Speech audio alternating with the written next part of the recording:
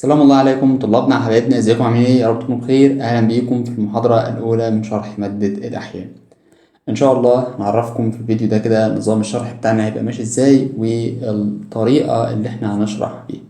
اول حاجة معانا ان ورق المحاضرة هيبقى بالشكل ده كل مرة. طبعا احنا مرتبين المحاضرة هتبقى ماشية ازاي، وطبعا علشان بعد المحاضرة يطلع لك ورق الشرح سواء ورقة او اتنين او تلاتة PDF وتاخدهم تذاكر منهم، لان احنا هنكتب فيهم كمان الشرح والافكار اللي احنا هنقولها. طيب، بسم الله الرحمن الرحيم كده. اسم الله. اللهم اني اسالك فهم النبيين حفظ المرسلين. اللهم لا سهل الا ما جعلته سهلا وانت ان شئت يا رب جعلت الصعب سهلا.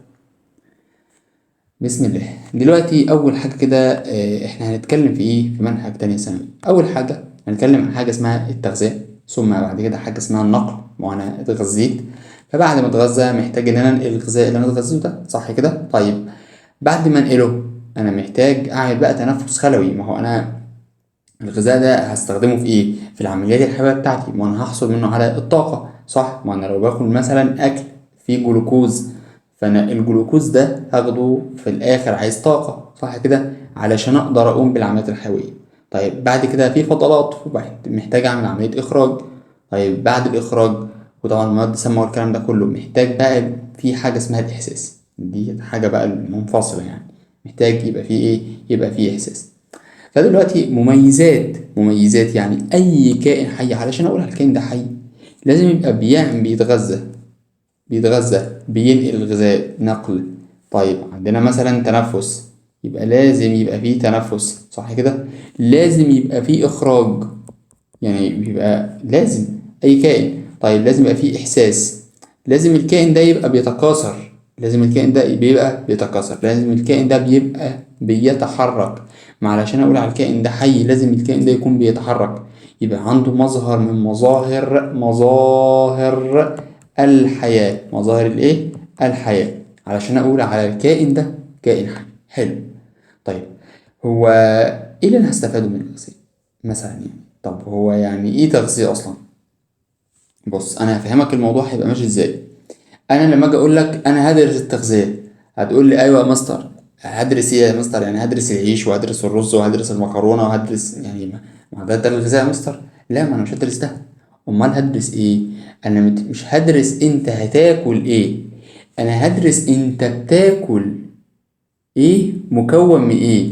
يعني ال الاكل اللي انت بتاكله ده مكون من ايه، ولما اعرف هو مكون من ايه هعرف انا هستفاد منه ايه. يبقى انا هدرس هو مكون من ايه، وهعرف هو كده احنا بنستفاد منه ايه، وهعرف كمان ان الغذاء ده انت بتاكله ازاي. يبقى محتاج اعرف انت بتاكله ازاي، وهو بيتكون من ايه عشان يفيدني في ايه، بيتكون من ايه علشان يفيدني في ايه. يبقى انا هدرس الغذاء ده اهو دراسة، بقول عليها دراسة علمية. يعني ايه دراسة علمية؟ يعني هبدأ اعرف هو بيتكون من ايه. برضو مش فاهم.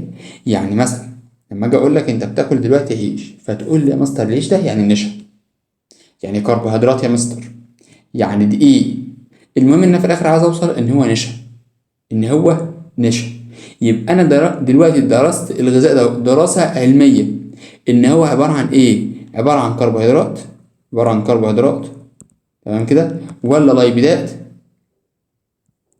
ولا مية مثلا، ولا ليبيدات، ولا ملح، ولا ايه بالظبط. فانا كده درست دراسة علمية. طيب الحاجة التانية بقى، الطرق اللي بيتغذى بقى الكائن الحي يعني ايه؟ هقول لك يعني ايه.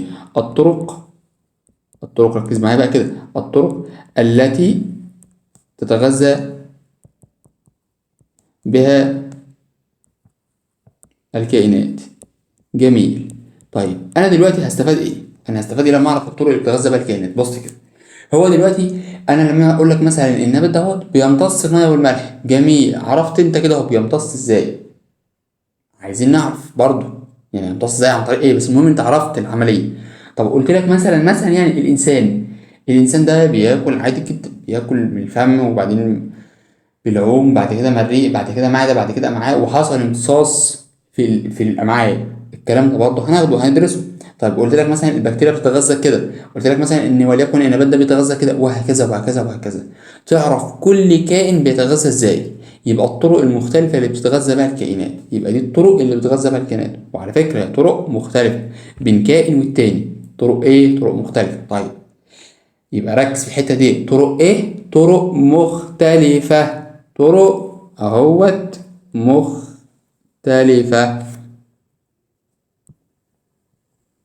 اهو، عشان ما تقولش ان انا ما قلتلكش.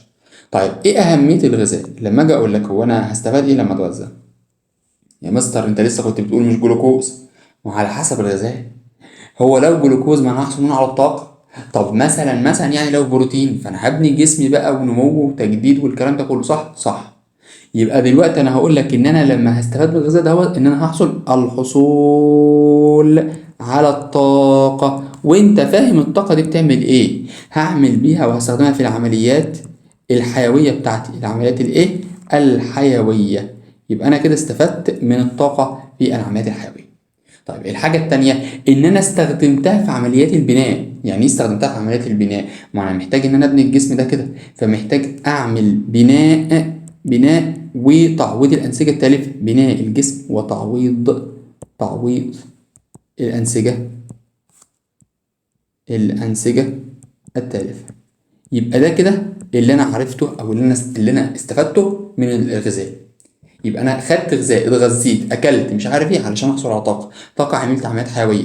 طيب انا مثلا دلوقتي حصل لي جرح، فتلاقي الطبيب بيقول لك ايه؟ كل مثلا اكل فيه بروتين. ليه باكل اكل فيه بروتين؟ علشان اعوض الانسجه التالفه، عشان يحصل نمو. يبقى كلمه بناء دهيت يعني نمو، كلمه بناء يعني نمو الايه؟ نمو الجسم. طيب تعالى بقى نتكلم على التغذية، أنواعها إيه؟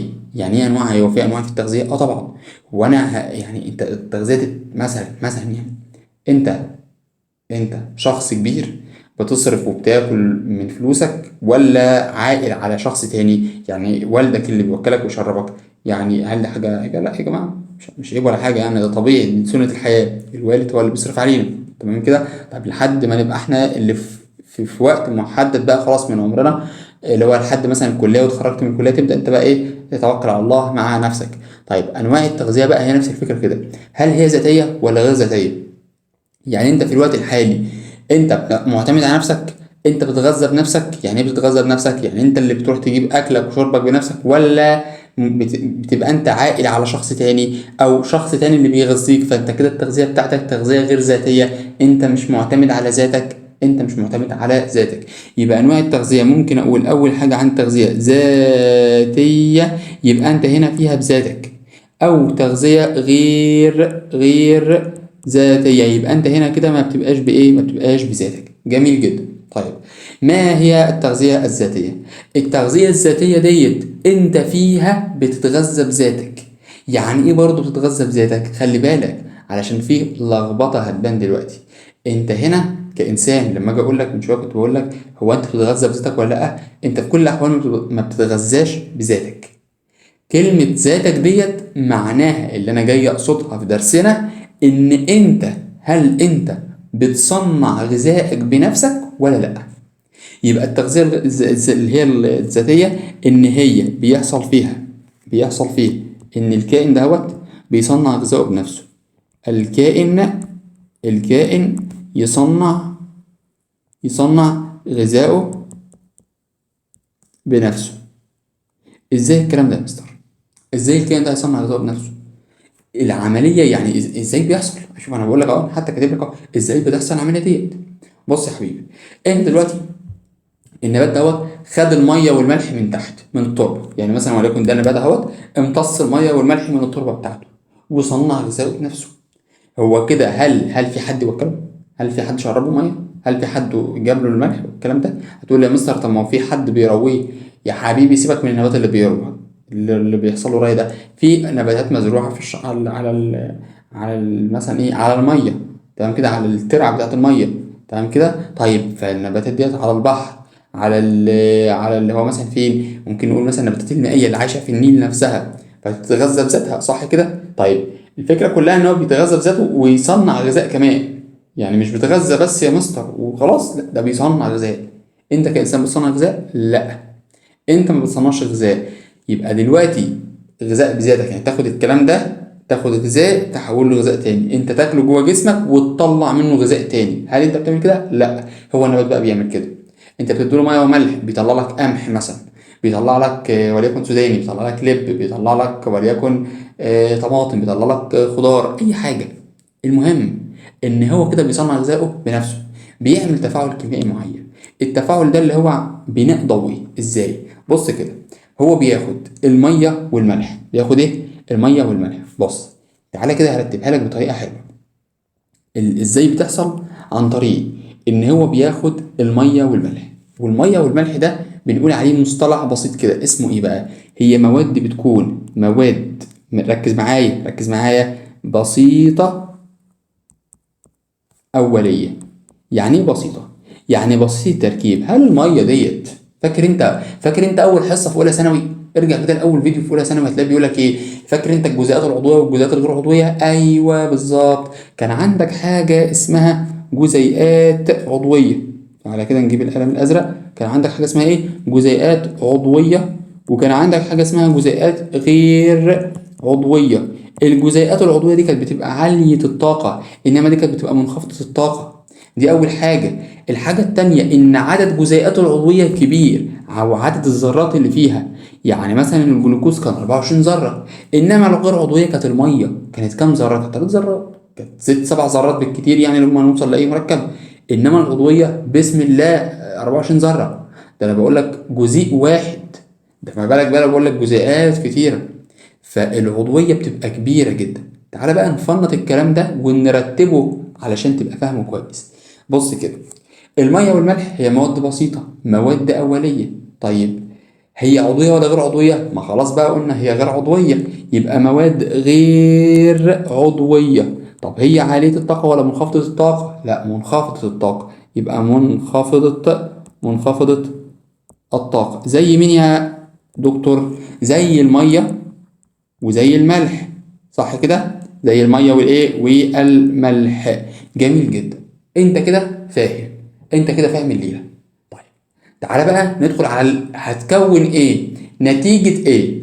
بص يا حبيبي، انت النبات اهو عندك، هناخده هنحط النبات هنا، او النبات اهوت هيبدا يمتص الماء والملح من التربه ويطلع بيهم لحد الورقه فوق. اخد الورقه، يجي ضوء الشمس، يجي ضوء، طبعا انت شايف الاضواء كتير حوالينا اهي، يجي ضوء، ادي الضوء اللي جاي هنا ده، يجي رايح جاي ضارب في الورقه دي.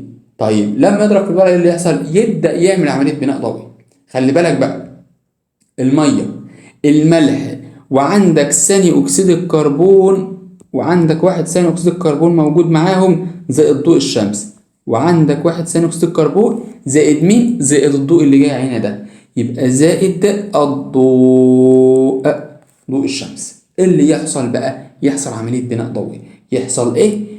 يحصل عملية بناء ضوئي. ركز معايا بقى، ايه اللي هينتج من البناء الضوئي؟ هستفاد ايه؟ يعني النبات ده هيطلع لي بقى، هيبدأ يطلع لي بقى المركبات عالية الطاقة بقى، المركبات الكبيرة بقى. يبقى المركبات اللي هي، هل هي بسيطة التركيب ولا معقدة التركيب؟ لا، أصبحت معقدة التركيب. أصبحت إن هي مواد عضوية بقى، لأن هي مواد كبيرة بقى، تمام كده؟ مواد عالية الطاقة، عالية الطاقة. ركز معايا. زي مين بقى يا مستر؟ زي الكربوهيدرات. زي مين؟ زي الكربوهيدرات. زي اللايبيدات. جميل. زي البروتينات. جميل جدا.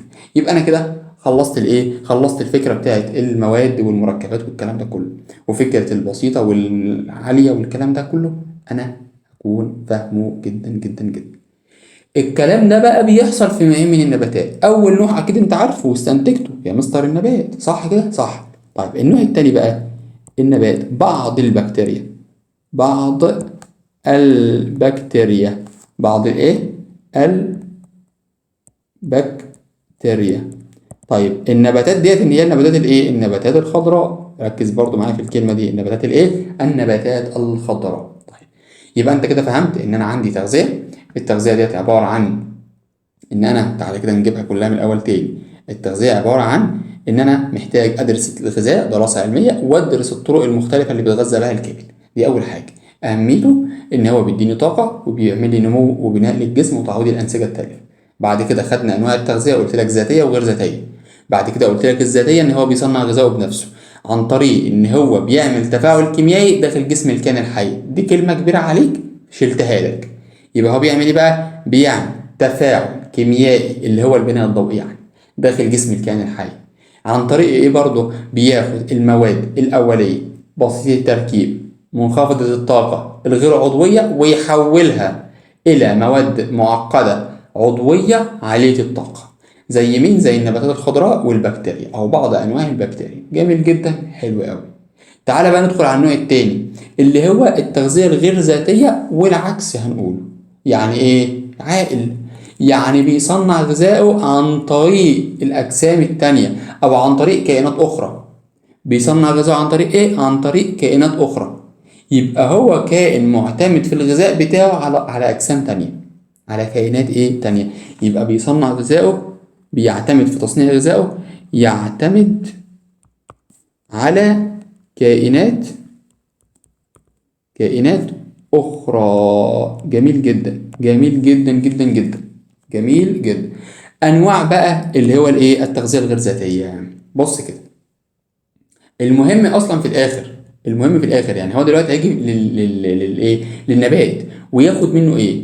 يعني أنا دلوقتي ككائن لما أجي أتغذى تغذية غير ذاتية هروح آخد مين بقى؟ هاخد الماء والملح ولا آخد المواد العضوية عالية الطاقة؟ آخد المواد العضوية. يعني اخد هنا، انا معتمد هنا ان انا هوصل في الاخر للكربوهيدرات. كربوهيدرات هاخدها ماشي، وهاخد البروتينات وهاخد كمان الايه؟ الاحماض الدهنيه، احماض دهنيه. كلام جميل، كلام جميل، حلو جدا. يبقى انا خدت كل الكلام ده، خدتهم علشان ايه؟ علشان اتغذى عليه. طيب انواعها بقى 3 انواع. عندنا اول نوع انا بقول عليها اللي هي كائنات ذاتيه التغذيه غير ذاتيه التغذيه عضويه. غير ذاتيه ايه؟ عضويه. وعندي نوع تاني غير ذاتيه رميه. والنوع التالت اللي هي بتكون غير ذاتيه طفيليه. جميل جدا، ركز بقى معايا. الغير ذاتيه العضويه دي 3 انواع. الغير ذاتيه العضويه 3 انواع. طيب يعني ايه عضويه؟ يعني كائنات حيه زينا كده، عضويه زينا كده، اللي هو احنا عضويه احنا. يعني انسان، مثلا حيوان زي الاسد، زي مثلا وليكن الارنب. تعالى بقى، انا قلت لك 3 كائنات، ركز معايا فيهم. قلت لك مين؟ قلت لك اسد، او قلت لك في الاول انسان ماشي، او بلاش الانسان، خلينا الانسان في الاخر ماشي. انا قلت لك اسد وقلت لك ارنب، صح كده؟ وقلت لك انسان. طيب جميل جدا، بص بقى معايا. اولا هو الاسد ده بياكل ايه؟ يبقى هو غير ذاتي عضوي ايه؟ يعني هو اكل عشب ولا اكل لحوم؟ هتقول لي يا مستر ده اكل لحوم. حلو، يبقى ده اكلات لحوم. طيب انما الغير ذاتيه بقى اللي هو زي الارنب، لا ده اكلات عشب، ما هو حشائش، صح كده؟ يبقى اكلات عشب. اكلات ايه؟ اكلات عشب. انما الانسان متنوع الغذاء، يعني دينا من نوع الكائنات اللي هي متنوعة الايه؟ الغذاء. يبقى هو بيتغذى على الاتنين، بياكل اللحوم وبياكل الاعشاب. يبقى هو كده متغذي على الايه؟ متغذي على الاثنين. ركز بقى معايا، حتى مش شرط السهم يعني. بص كده اهو. يبقى هو بياكل مين؟ بياكل الاتنين. طيب تعالى بعد كده بقى نتكلم على الرومية والطفيلية. بص كده، هو يعني ايه ترمم ويعني ايه تطفل؟ لو انت فهمتهم انت كده فهمت الحوار كله. طيب بص بقى، يجي الواد حموكشة. الواد حموكشة طبعا انتوا عارفين حموكشة من السنة اللي فاتت. يجي الواد حموكشة ايام الوراثة، صح كده؟ صح. طيب يعمل ايه بقى؟ بص، هو دلوقتي قاعد يقول لي ايه؟ مثلا يلاقي واحد زميله جاي كده، يقول له ايه اللي معاك ده؟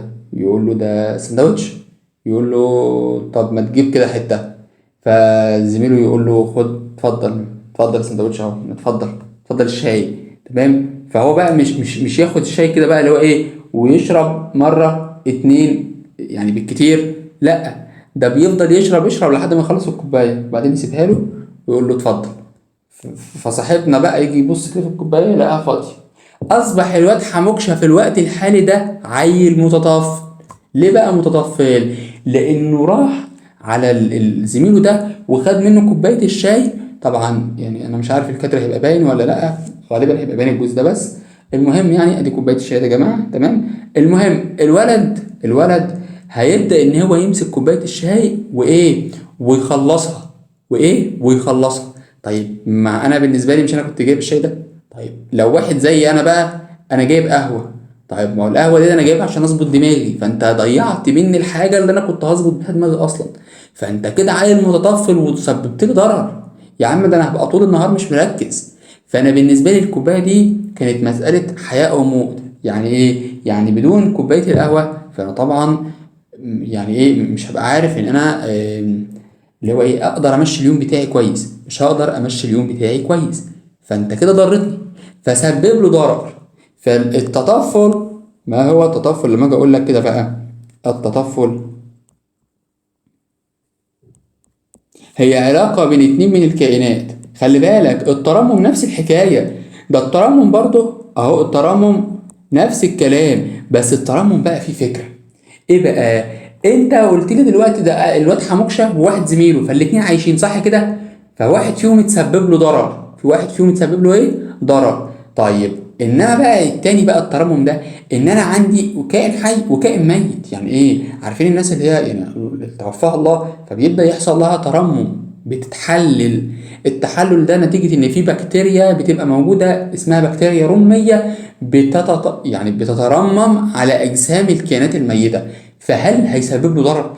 يعني هل الميت ده هيصحى هيقول ده جسمي ومش عارف ايه؟ مفيش، خلاص مات اتحلل. تمام كده؟ فيعني ايه؟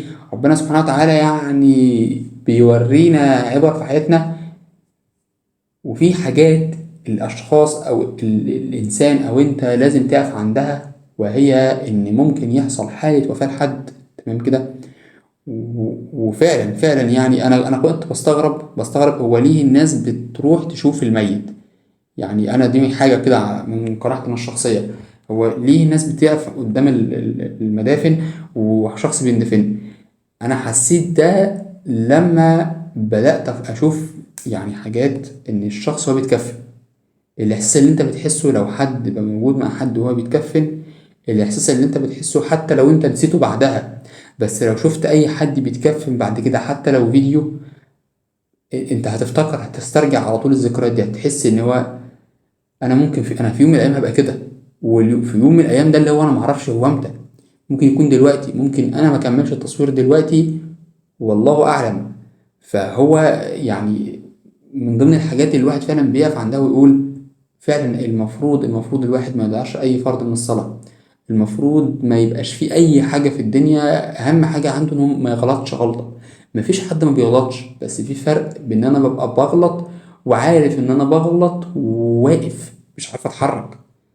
فاهميني طبعا؟ طيب ومن ضمن الحاجات ديت علشان في حاجة يعني مشكلة هوضحها لكم برضو، اللي هي حتة الصلاة في البيت. حتة الصلاة بالنسبة للشباب، حتة الصلاة في البيت. أصلا أنا هصلي في البيت. طيب أنا هسألك سؤال، أنت قلت هتصلي في البيت، هل أنت بتصلي في البيت؟ متأكد؟ لو أنت متأكد فتمام، بس أنا أتحداك إنك تكون بتصلي في البيت. طيب أنا مش هقول بقى اللي هو المثالية، لا أنا جيت فترة قلت لا يعني إيه، أنا كنت في المكان المسجد بعيد عني شوية. طيب وكنت بصلي بالناس عادي، يعني بصلي بأصدقائي وكده. بس هل لما رجعت تاني بقى في المكان اللي هو المسجد بقى قريب مني، هل لما بقيت أصلي في المسجد، والله العظيم كأني كنت غريب في مكان غريب. لأن ساعات برضو كنت بتسيب فروض، ساعات كنت بتكسل، ساعات كنت بتعمل. انت المسجد بقى حاكمك بوقت، مش هتكسل خالص. ودي نصيحة أنا بقولها، أنا عايشها دلوقتي. يعني أنا بقول لك حاجة كده نصيحة مني ليك، أنا عايشها دلوقتي. تمام؟ طيب فالمسجد انت لو حاسس ان الموضوع هياخد منك وقت، والله العظيم لأ. والله العظيم انت وقتها بمجرد ما بعد يا دوب الأذان بشوية هتبدأ تتوضأ، هيقيم الصلاة، هتروح على طول، هتروح تصلي، هتخلص وهتمشي على طول. الموضوع ده كله ما بياخدش 7 8 10 دقايق، 10 دقايق بالكتير هتكون مخلص. تمام؟ وكده كده نفس الوقت اللي انت بتاخده تقريبا او اقل شوية، او يعني اكتر شوية من اللي انت بتصليه في البيت. بس الفكرة في الروحانيات بتاعتها، الفكرة في الالتزام، ان انت خلاص بقيت ملزم بميعاد. الا لو حصل لك ظروف طبعا، بس انا بقول لك الغالب ان انا فيما عاد انا ملزم بيه. تمام كده؟ طيب دي نصيحه مني ليكم يعني، والله العظيم انا حاسسها دلوقتي. يعني مش بقول لك بقى مثاليه انا بقول لك انا رحت هنا ورحت هنا وعارف ايه اللي بيحصل هنا وعارف ايه اللي بيحصل هنا. تمام؟ طيب مهما كنت وانت متخيل نفسك هتكسب، تمام، فيعني لا، بلاش. ماشي؟ انا بحذرك من فخ انا وقعت فيه نفسي. أه، محدش هيقول لك الكلام ده يعني غير قليل جدا جدا جدا، لان انا طبعا ازهري. فانا بقول لك ده بحكم ان انا كده كده واجب عليا الكلام ده، لان انا شخص دارس الكلام ده، شخص دارس الكلام ده، فلازم انصحك، لازم اعرفك اصلا. طيب بعد كده، هو يعني ايه تطفل؟ انت شخص بتطفل على كائن، فالاتنين ايه؟ علاقة بين كائنين حيين، كلاهما حي، كلاهما علاقة بين كائنين، حلو كده، كلاهما حي. انما هنا علاقة بين اتنين كائنين، احدهما حي والاخر ميت، والاخر ايه؟ والاخر ميت. بس كده. ده كده كل الكلام بتاع ايه؟ ده كده كل الكلام بتاع اللي هو التطفل والترمم. طيب الرمية بقى او الترمم ده بقى زي البكتيريا الرمية، بكتيريا بكتيريا رمية او بعض الفطريات، بعض الفطريات. حلو جدا. طيب الطفيلية بقى، مثلا عندك زي مين؟ عندك مثلا البلهارسي، البلهارسي. عندك مثلا الديدان الشريطية، ديدان شريطية. حلو. عندك مثلا كمان الهالوك، الهالوك، وحاجة اسمها الحامول، الهالوك والايه؟ الهالوك والحامول. يبقى الحاجات دي كلها كده بتبدأ تعمل ايه؟ بتبدأ ان هي تتوفر على اجسام الكائنات الحية. طيب بعد كده تعالى بقى اقول لك ايه اليات اصلا التغذية في النبات. خلي بالك هتكلم دلوقتي عن ايه؟ هتكلم عن التغذية الذاتية. التغذية الايه؟ التغذية الذاتية. التغذية الذاتية ديت هنتكلم فيها عن مين؟ عن النبات ولا البكتيريا؟ هنتكلم عن النبات، وهناخد حتة صغيرة كده في البكتيريا في الدرس الجاي. طيب النبات عنده طريقتين، مش انا عايز امتص الميه والملح من التربه ثم بعد كده اعمل بناء ضوئي بس خلاص؟ يبقى امتصاص، يبقى الاليات امتصاص الماء والملح، حلو كده، والعمليه التانيه عمليه البناء الضوئي. جميل، خلص الموضوع. طيب بعد كده، هو علشان امتص، خلي بالك انت هتمتص الماء والملح من التربه. ثانيه واحده كده، انت قلت 3 كلمات: تمتص المية والملح. هتمتص بإيه؟ بالشعيرة الجذرية. هتمتص مين؟ المية والملح. فأنا محتاج أعرف آليات امتصاص المية، ومحتاج أعرف آليات امتصاص الملح. يبقى دول إيه؟ دول لازم تبقى عارفهم، واخد بالك منهم وحاططهم في الحسبان. طيب الشعيرة الجذرية دي عبارة عن إيه؟ هي عبارة عن إن أنت شايف دهوت امتداد لخلية من خلايا طبقة البشرة اللي بنقول عليها الوبرية. هي عبارة، عارفين انتوا الطبقة دهيت؟ طبقة البشرة، طبقة البشرة، طبقة البشرة، يليها طبقة القشرة. انا شايف الصف ده اهو والصف ده اهو، دول طبقة القشرة. خلي بالك من المعلومة دي. يبقى دول كده ايه؟ قشرة. انما الطبقة الاولى دي طبقة الايه؟ البشرة. يبقى دي بشرة والتانيين بيكونوا قشرة. يبقى التانيين القشرة. جميل. اهو ثانية واحدة كده، التانيين بيكونوا ايه؟ القشرة. طيب التركيب بتاعها بقى، هي امتداد لخلية من خلايا الطبقة الوبرية، امتداد لخلية من خلايا الطبقة الوبرية. الطبقة الايه؟ ثانية واحدة كده، الطبقة الوبرية. خلي بالك بقى اللي هي الوبرية دي اللي هي الايه؟ البشرة. جميل جدا. طيب تعالى بقى نشوف برضو هي بتتكون من ايه. هو اي خلية عبارة عن ايه؟ عبارة عن جدار وغشاء ونواة وسيتوبلازم. الخلايا النباتية صح كده؟ الخلايا الايه؟ النباتية. الخلايا الحيوانية ما عندهاش ايه؟ ما عندهاش جدار، ما عندهاش جدار، فلو حصل لها دخل لها مية بتنفجر، دخل لها مية بتنفجر، انما ديت ما بتنفجرش. طيب تعالى بقى نعرف هو مين اللي بيحتفظ بالميه والملح. الفجوه العصاريه. فانت شايف اللي باللون الاحمر دهيت، ده هي اسمها الفجوه، الفجوه العصاريه. هي اللي بيدخل لها الميه والملح بالخاصيه الاسموزيه، وان شاء الله هنفهم يعني ايه خاصيه اسموزيه قريب. الحصة الجاية أو المحاضرة الجاية بإذن الله. يبقى هي امتداد لخلية واحدة من خلايا الطبقة الوبرية. الطول بتاعها بيبقى 4 ملم. الطول بتاعها ده كده 4 ملم. طولها كام؟ 4 ملم. يبقى أنت عندك الجزء اللي بالأسمر ده كده، وهنقول عليه اللي هو الإيه؟ أو ده الجدار، وهنقول على اللي جواه اللي بين الأحمر واللون الأسود ده اسمه السيتوبلازم. اسمه الإيه؟ اسمه سيتوبلازم. وعندنا اللي باللون الازرق دهيت اسمها نواه. اسمها ايه؟ اسمها نواه. جميل جدا. طيب العمر بتاعها، ركز بقى. هي احنا العمر بتاعها ده بتبقى من ايام، يعني بتعيش من عدة ايام لاسابيع. من عدة ايام لأسابيع. يعني إيه؟ يعني هي بتتعرض للتمزق بشكل مباشر أو بشكل سريع. بتتعرض للتمزق كتير جدا جدا جدا جدا.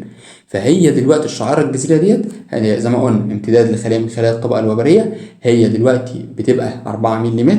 بتبقى مثلا الطبقة الوبرية دي طبقة البشرة، وبيبقى عمرها من عدة أيام لأسابيع. طيب تعالى بعد كده بقى نتكلم على الملائمة الوظيفية ليها.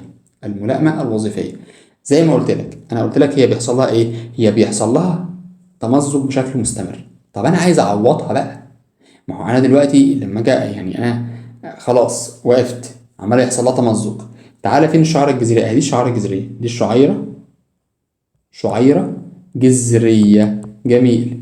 الشعيرة الجذرية دي اللي تحتها ايه بقى؟ اللي تحتها منطقة اسمها منطقة الاستطالة. علشان كده بقى انا بقول لك هي بيحصل لها تمزق بشكل مستمر، ولكن بتتعوض بشكل مستمر. ليه؟ عشان عندي منطقة اسمها منطقة الاستطالة بتعوضها. وعندي الحتة اللي تحت دهيت اسمها منطقة الانقسام، منطقة الانقسام الخلوي. ولكن منطقة الاستطالة ده هي اللي بتعوضها بشكل مباشر علشان تنقسم بسرعة وتبدأ تشتغل، يعني تبدأ تنمو مرة تانية. يبقى مين اللي بيشغلها أو مين اللي بيرجعها مرة تانية؟ منطقة الإيه؟ منطقة الاستطالة. طيب تعالى بعد كده بقى ناخد الملائمة الوظيفية بتاعتنا ونشوف هي الملائمة الوظيفية دي عبارة عن إيه بالظبط. طيب تعالى كده نعمل لك الخط ده عشان نظبط لك الإيه؟ الورق يبقى طالع مظبوط أهوت. طيب الملائمة الوظيفية، هو الملائمة الوظيفية ديت يعني إيه؟ يعني الشعيرة الجذرية دي إيه التكيف بتاعها عشان تنفع تقوم بالوظيفة بتاعتها؟ تقدر تقول لي؟ بص، أنت محتاجها إنها تكون كتيرة عشان تمتص كمية مية كتيرة. خلي بالك هي هتعمل إيه؟ هتمتص. يعني أنا محتاج هتبقى عاملة زي السفنجة، صح؟ صح. يعني محتاج إن الجدار بتاعها يكون رقيق خفيف رقيق عشان يبدأ يسحب المية، يشفط المية، صح كده؟ صح. يبقى أنا محتاجها أول حاجة إن جدارها يكون رقيق علشان يبدأ يحصل إيه؟ علشان يقدر يمتص المية امتصاص الماء بسهولة. امتصاص المية بسهولة. جميل. طيب تاني حاجة بقى، أنا محتاج إن مثلا عددها يكون بشكل كبير جدا. يبقى عددها كبير. طب ليه عددها كبير؟ علشان هي بتتعرض للتمزق بشكل مستمر فيعوض التلف اللي بيحصل لها ده. ولكن كده كده هي بيحصل لها تعويض بشكل مستمر برضو، يعني هي بتتمزق بشكل مستمر وبيحصل لها تعويض وتجدد بشكل مستمر. يبقى عددها كبير بسبب التعرض للتمزق. جميل. طيب برضو انا محتاج حاجة مهمة. هو الفجوة العصارية اللي موجودة في الشعيرة الجذرية دي مش بيخش لها المية؟ أيوه. بص يا حبيبي، هشرح لك حتة كده وهنشرحها برضو المحاضرة الجاية من ضمن آليات امتصاص المية. هو علشان يحصل امتصاص للمية هيحصل ازاي؟ السؤال اللي يتسأل، انت عشان تشرب مية هتشرب مية ليه؟ لما تبقى عطشان، صح؟ صح. طول ما انا مش عطشان مش هشرب. يعني انت عطشان، يعني كمية الأملاح اللي في جسمك بدأت تبقى عالية، بمعنى صح كمية المية قلت، صح؟ صح. يعني مثلا لو أنت واكل أكل عادي هتشرب كوباية مية، لو أنت واكل فسيخ هتشرب إزازتين 3 مية، صح كده؟ صح. على حسب كمية الملح اللي موجودة في جسمك أنت تشرب مية، صح؟ هتقول لي صح. أهو ده نفس الحوار.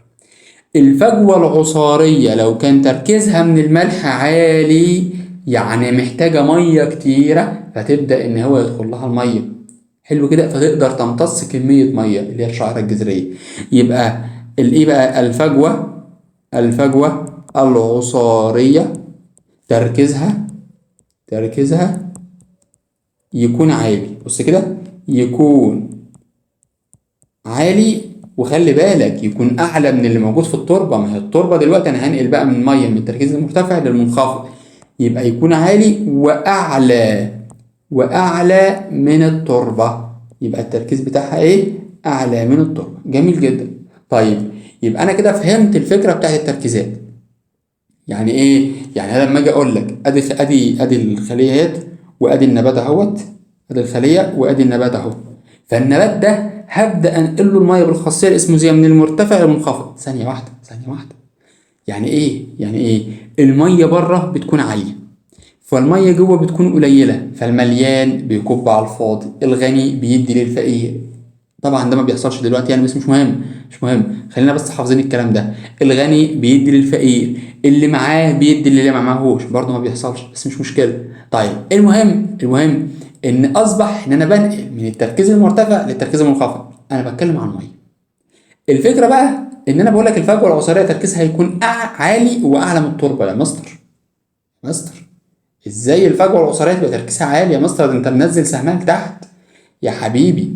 التركيز اللي انا اقصده تركيزها من الملح. فلما اقول لك ان الفجوه العصاريه دهيت كميه الملح عندها 80، تركيزها 80%، واجيب لك التربه دهيت واقول لك تركيز التربه دهيت 70%، معنى كده ان انا بقول لك ان هي عندها املاح بنسبه 80 جرام او 80%، وكميه الميه 20%. ده اهي ميه بالنسبه للفجوه، وده اهي 30% ميه بالنسبه للايه؟ بالنسبه للتربه. كده مين اكتر بالنسبه للميه؟ ايوه، هتقول لي يا مستر ده التربه. ايوه، عشان كده هيحصل الانتقال يا مستر. كلامك صح فعلا. مع ان لو انا بصيت لها من ناحيه التركيزات بتاعت الملح هختار من ال 80 لل 70. ده انا كده بوظت الدنيا خالص يا مستر. فهمت بقى الفكره؟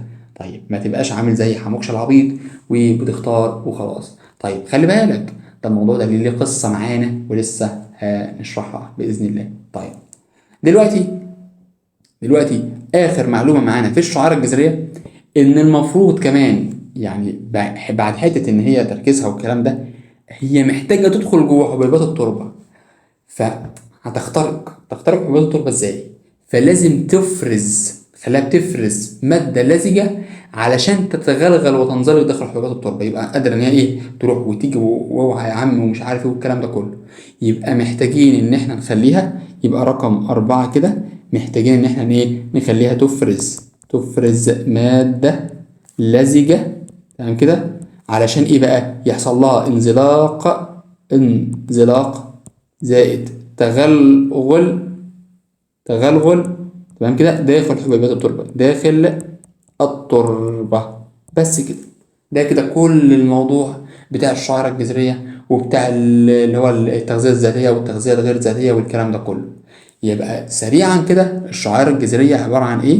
عبارة عن اللي هو امتداد لطبقة واحدة من خلايا البشرة اللي هي الطبقة الوبرية. وبعد كده طبعا قلنا ان احنا عندنا بشره وعندنا قشره والكلام ده كله، وقلنا طبعا ان هي فيها نواه وفيها سيتوبلازم وفيها فجوه عصاريه. كل التفاصيل دي طولها بيبقى 4 ملم. عندنا كمان العمر بتاعها من عده ايام لاسابيع، وبيحصل لها تلف بشكل مستمر، ولكن بيحصل لها ان احنا بنقدر نرجعها على طول، لان احنا عندنا منطقه اسمها منطقه الاستطاله بتقدر تعوضها بكل سهوله. وبعد كده عندنا الملائمه الوظيفيه، ان جدارها رقيق عشان تقدر تمتص حلو، عشان تبقى عامله زي السفنج كده. عددها كبير عشان تقدر تمتص اكبر قدر من الميه. تركيز الفجوه بيكون عالي عشان تبدا تسحب الميه من التربه، بالخاصيه الاسموزيه. عندنا بتفرز ماده لزجه علشان يحصل لها انزلاق داخل حبيبات التربه. وبس كده. ده يعني ايه؟ فيديو خفيف لطيف سريع على قلبكم بإذن الله، من أول محاضرة معانا من الشرح. ورق ده هتلاقوه موجود في وصف الفيديو. تمام. و بس طبعا انتوا كده عرفتوا نظام الشرح بتاعنا يبقى ماشي ازاي في الفيديوهات المنصة، يعني سواء الحصص مباشرة أو مسجلة. وبس كده. أتمنى إن المحاضرة تكون عجبتكم. وبس كده يا شباب، دمتم بخير. سلام الله عليكم ورحمته وبركاته. سلام، أشوفكم على خير.